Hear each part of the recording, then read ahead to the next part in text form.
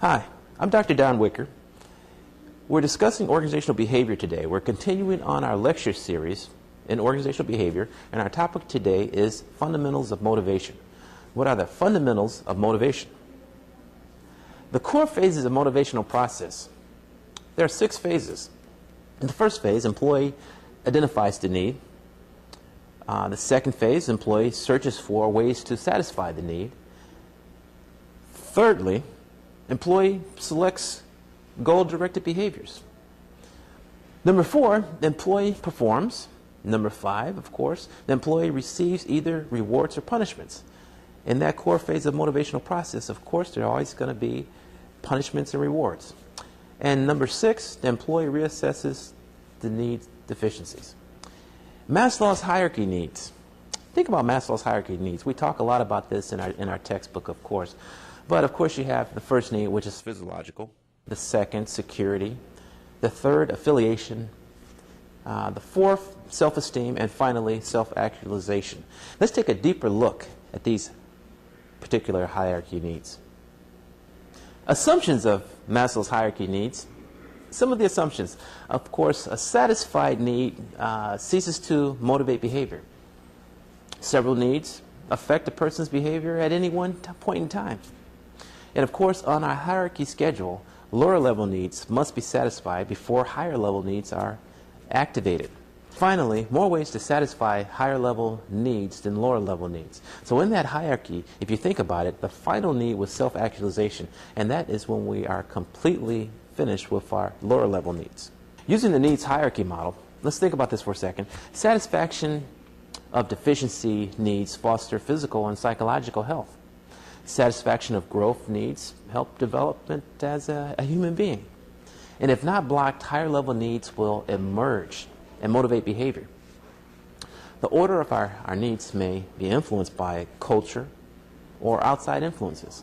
An organizational position or team membership can facilitate growth and need satisfaction. So we have to take all these things into consideration when we're looking at the needs hierarchy model. Using the achievement motivational model, let's think about these terms for a second. Provide periodic performance feedback to employees, which is real important in any organization or in any function. You must have feedback. And provide good role models. With all employees, you're going to have good employees and bad employees. So maybe some of those bad employees should follow the role models of the good employees. Help employees modify self-images. There's a way to modify your self-image. If you have a negative image, there's a way to change that. And guide employee aspirations in setting and attaining related goals. And finally, communicate that managerial success is related more to power than to affiliation. Examples of inputs and outputs in organizations. Think about this for a second. You have age, you have challenging job assignments. Of course, if you have past experience, maybe you have promotions. And if you have seniority, maybe you have a higher salary. These are inputs and outcomes in organizations. Just brief examples. Inequity as a motivational process. What happens with inequity and a motivational process? Well, think about individuals perceiving inequity.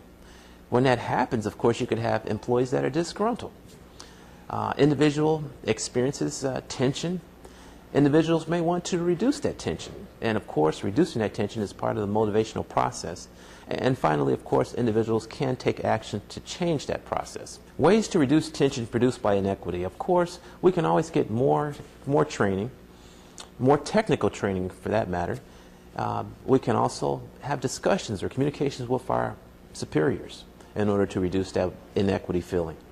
Those are just some of the things that you can do. Of course, you can try to change your inputs versus your outputs, as we spoke before. And change the reference group, or our affiliation group, can also help us change that inequity feeling. I want to thank you for listening to me in lecture series number 5. And I look forward to talking to you again in lecture series number 6.